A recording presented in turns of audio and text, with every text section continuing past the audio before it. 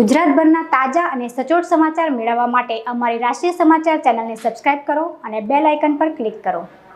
કોલકાતામાં મહિલા તબીબ પર દુષ્કર્મ આચરી તેની હત્યા કરવામાં આવી હતી। આ ઘટનાના પડઘા ગુજરાતમાં પણ પડ્યા છે અને ગુજરાતમાં પણ આ ઘટનાને લઈને સતત વિરોધ નોંધાવવામાં આવી રહ્યો છે। સુરતમાં આજે વકીલોએ કોર્ટ કેમ્પસમાં મૌન રેલી યોજી મૃતક મહિલા ડોક્ટરને શ્રદ્ધાંજલિ પાઠવી હતી। આ ઉપરાંત કામકાજના સમયમાં હાથમાં લાલ રિબિન પહેરીને વિરોધ કર્યો હતો તેમજ આ ઘટનામાં ગુનેગારોને કડકમાં કડક સજા મળે તેવી માંગ કરવામાં આવી હતી। સુરત જિલ્લા વકીલ બાર એસોસિએશનના સભ્ય ચેતનભાઈ પ્રજાપતિએ જણાવ્યું હતું કે કલકત્તામાં મહિલા તબીબ પર દુષ્કર્મ આચરી તેની હત્યા કરવામાં આવી હતી।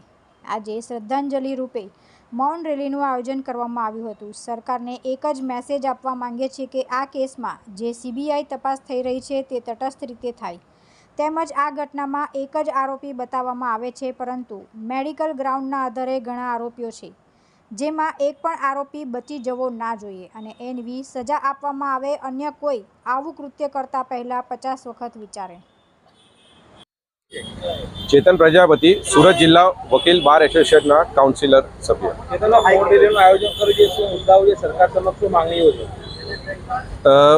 कलकत्ता खाते जे हाल में निंदनीय घटना थई है जेमां एक महिला डॉक्टर पर बलात्कार करवामां आव्यो छे अने एने हत्या करवामां आवी छे। तेनी अंदर एना अनुसंधान में आज श्रद्धांजलि स्वरूपे आ एक रेली मौन रेलीनुं आयोजन करवामां आव्युं छे। કેટલા લોકો જોડાયા છે? શું સરકારને તમે મેસેજ આપવા માંગો છો?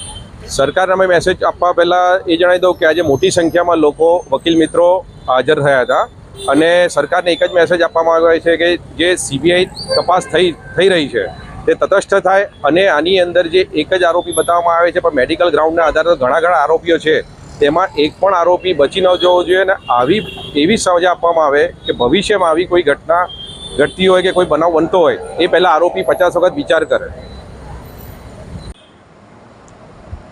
तुलसी शर्मा साथे राष्ट्रीय समाचार सूरत।